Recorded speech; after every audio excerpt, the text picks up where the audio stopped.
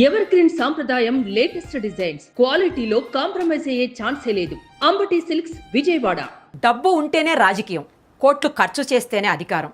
ఇన్నాళ్ళు మనం విన్న మాటలివే. కానీ బెంగాల్ గడ్డపై 2026లో ఈ మాటలన్నీ తుడిచిపెట్టుకుపోయాయి. అక్కడ ఒక గృహ కార్మికురాలు శాసనసభలోకి అడుగుపెట్టింది.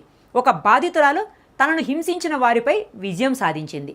కూతుర్ని కోల్పోయిన ఓ తల్లి న్యాయం కోసం అసెంబ్లీలో గర్జించేందుకు సిద్ధమైంది. ప్రజాస్వామ్యం అంటే ఓటు వేసి వెళ్లడం కాదు, సామాన్యుడే సింహాసనాన్ని అధిష్ఠించడం.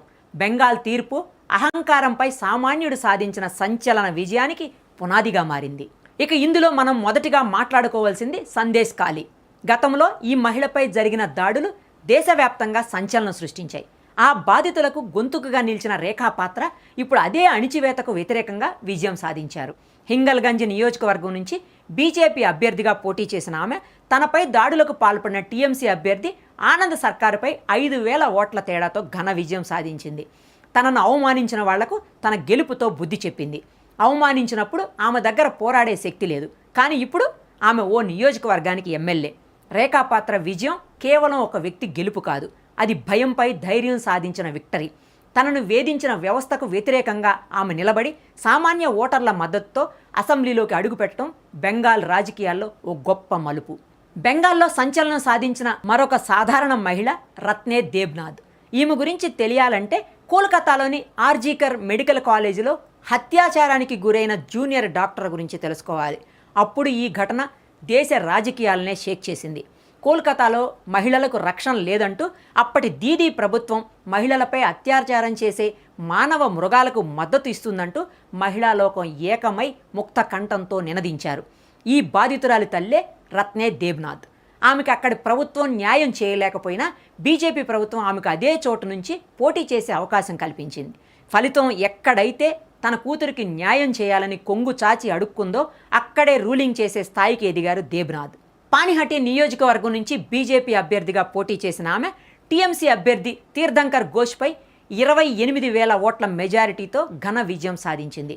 ఈ గెలుపు బీజేపీ పార్టీదో దేబ్నాథ్తో కాదు, ఒక మహిళకు న్యాయం చేయడానికి కంకణం కట్టుకున్న ఓటర్లది. ఒక నిరుపేద తల్లిని చట్టసభకు పంపటం ద్వారా బెంగాలీలు ఒక బలమైన సందేశాన్ని ఇచ్చారు. మాతృమూర్తి కన్నీరు సామ్రాజ్యాలను కూలుస్తుంది అని. ఇక్కడ మరో మహిళ నుంచి మాట్లాడుకోవాలి. ఆమె కలిత మాజీ. 4 ఇళ్లల్లో గిన్నెలు తోముతూ ఇల్లు ఊడ్చే ఓ గృహ కార్మికురాలు ఆమె. అలాంటి మహిళ శాసనసభ్యురాలు అవుతుందని ఎవరైనా ఊహించారా? కానీ కలిత మాజీ ఆ అసాధ్యాన్ని సుసాధ్యం చేశారు.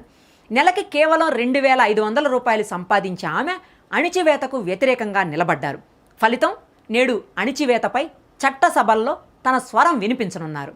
ఇక హౌస్ గ్రామ్ నుంచి బీజేపీ అభ్యర్థిగా నిలబడిన కలిత ప్రత్యర్థి టీఎంసీకి చెందిన శ్యామ్ ప్రసన్న లోహర్పై 12,535 ఓట్ల తేడాతో గెలుపొందారు. బీజేపీకి మద్దతిస్తున్నారన్న కారణంతో గతంలో టీఎంసీ కార్యకర్తలు ఆమెను వేధించారు. ఆమె పనిచేసే ఇళ్ల యజమానులను కూడా భయపెట్టారు. కానీ అవేవీ ఆమెను ఆపలేకపోయాయి. ఈరోజు కలిత మాజీ అసెంబ్లీలో అడుగు పెడుతుంటే అది భారత ప్రజాస్వామ్యానికే గర్వకారణం. డబ్బు, అధికారం, కండబలం ఉంటేనే గెలవగలరు అన్న భ్రమను ఈ ఎన్నికలు పటాపంచలు చేశాయి. సామాన్యుల దగ్గర కోట్లు లేకపోవచ్చు, కానీ ఓటు అనే వజ్రాయుధం ఉంది. ఎమ్మెల్యే అంటే కేవలం వైట్ అండ్ వైట్ వేసుకునే నాయకుడు కాదు, కష్టాల్లో ఉన్న సామాన్యుడి గొంతుక. రేఖా పాత్ర, రత్నా దేబ్నాథ్, కలిత మాజీ ఈ పేర్లు ఇకపై కేవలం పేర్లు కాదు, భవిష్యత్ రాజకీయాలకు ఆదర్శాలు. సామాన్యులే ఈ దేశానికి అసలైన యజమానులని నిరూపించిన బెంగాల్ ప్రజలకు సుమన్ టీవీ సెల్యూట్ చేస్తుంది.